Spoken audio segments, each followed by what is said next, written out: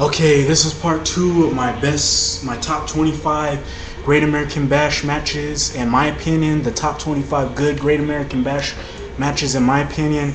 So, number 24, 21, I talked about the Alex Wright Brian Pillman matchup. So, we go to number 20, which is from the Great American Bash 1999.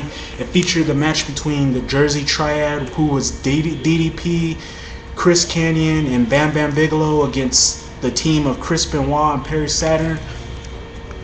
This was a very good matchup, and it showed how underrated two of the guys that really weren't used real right in at the time, who was Chris Benoit, Perry Saturn, and Kanyon, and even Bam Bam Bigelow. Sorry about adding two. There was more guys. Showed how underrated these guys were, as these two teams just beat the hell out of each other. They put on a real good matchup that the crowd was really into.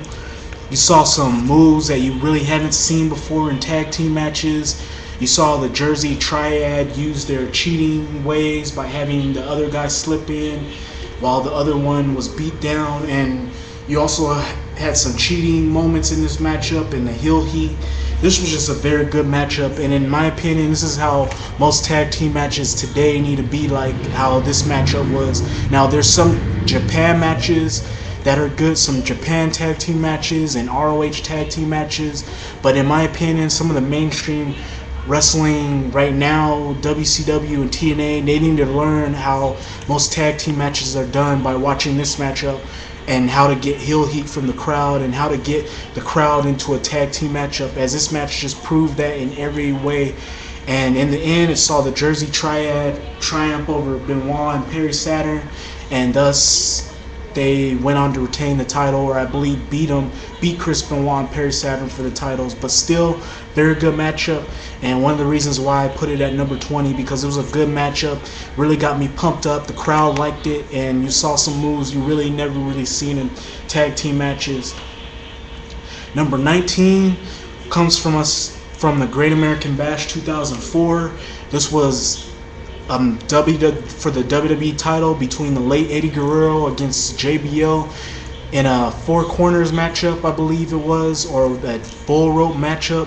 This was a very good matchup, and to me, kind of a little bit better than their Judgment Day matchup, but still, it was kind of the same, but a little bit better than their Judgment Day matchup. These two beat the hell out of each other. They used the ring bell a lot, and they just put on a clinic, and Eddie Guerrero sold a lot for JBL as well as JBL. And then in the end, JBL went on to become the new WWE champion in one of the most controversial WWE title matches that I ever seen, which saw, I guess, JBL touch the last corner, and thus he became the champion. That's what Kurt Angle said, and thus the JBL WWE title reign started, which was kind of not a good title reign, but still he was able to manage to get his heel heat after this. But still, this was a very good matchup, and sort of a little bit better than their previous matchup from the last pay-per-view. And Eddie Guerrero and JBL just put on their working boots in this matchup. Number 18 comes from the Great American Bash 2007. It was for the IC title, in a very good matchup between Umaga and Jeff Hardy, a matchup the crowd was really into. You saw Jeff Hardy sell well for Umaga. Umaga looked like the monster he should have looked like. Well, Umaga looked like the monster he was built as, and he just really tore the house down, and it really proved how underrated of a worker Umaga was. This was the match that proved how underrated of a worker Umaga was, because he just worked his butt off, and he put his working boots on. He sold the whole monster thing, and Jeff Hardy as well put in something in. He pulled some innovative moves, and he just did everything in this matchup to make you believe that he was going to top the monster Umaga, because at the time Umaga was just unstoppable. As the IC champion, he was just running through people, even though he lost 3 matches, I believe, to John Cena. But after that, he was built real strong, and he was unstoppable, and no one thought that anybody could take the belt away from him. and many people thought Jeff Hardy might be the one to do it, but he didn't do it here, although he would do it at the next pay-per-view or Raw. But really, this was a match I really enjoyed, and it was so good that this match was put on the best IC title matches of all time on the history of the IC title. That's how good this matchup was, and it's one of the best. It's a good matchup, and it's one of the reasons why I put it on here, because this was just a very good matchup, and these two just worked real hard, and they had a real good chemistry in this matchup. Number 17 comes from the Great American Bash 2008. It was between Chris Jericho and Shawn Michaels. These two had a match previously, the last pay-per-view, and they were settling to get in this pay-per-view. Shawn Michaels had busted up ribs. I guess Chris Jericho did a number on him a couple weeks ago on Raw, or from that Titantron shot, and Shawn Michaels was just selling the injuries, and he did a beautiful job at that. And this match just told a good story with Chris Jericho trying to end Shawn Michaels' career, and Shawn Michaels trying to do everything he can to keep Chris Jericho from doing that. And in the end, though, Chris Jericho would end up winning because of the referee having to stop the match from Shawn Michaels not being able to continue. But still, this matchup told a good story. Also, they put on a good clinic in this matchup, and it set up a lot of good. This was just a thing. This was just a match that set up things to come between the two, as they would have another matchup in, I believe it was July. Well, it was July, I believe, and then August, I believe they had another matchup, and then they would have another matchup at No Mercy for the World Heavyweight title and a ladder matchup. And this was the match that pretty much set up that. Very good matchup, and that's pretty much why I got it at number 17, because it told a story, crowd was into it, and the heel heat for Chris Jericho was just off the charts, and it proved why he was the number one heel in the WWE at the time, and he still is now. Number 16 comes from us from the Great American Bash 2006. It featured Finlay versus William Regal in a very good matchup.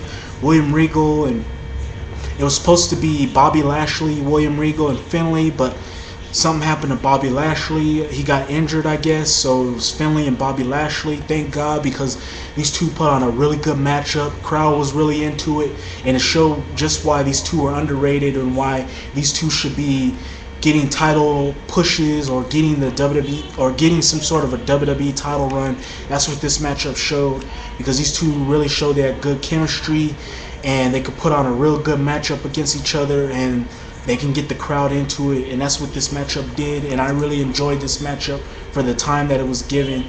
And in the end, Finlay ended up being victorious, and thus he would get his push from that part of 2006. So moving on to number 15, I got Rey Mysterio versus Chavo Guerrero from the Great American Bash 2004. This wasn't as good as their previous matches in WCW or any of their early matches in the WWE, but it was still good for what it was. I mean, these two did their usual routines that they do in every other matchup. They did their spots, and they did their moves that you've seen most of the time, and these two really looked good, and they put on a clinic in this matchup. In the end, though, Rey Mysterio ended up winning the title, or I guess retaining it, and thus he would get a really good cruiserweight title run. And I forgot who was the one that ended. I guess Chavo Guerrero ended his cruiserweight title run again, and thus Jackie would end up beating him, and thus that belt will lose its credibility. But still, very good matchup, and these two really showed how much good chemistry they had. Although it wasn't as good as their previous matches in WCW or the early part of 2002 when these two had good matches against each other, it was still a good It was still a good matchup for what it was, and I enjoyed it. Number 14 comes from us from the Great American Bash 2005.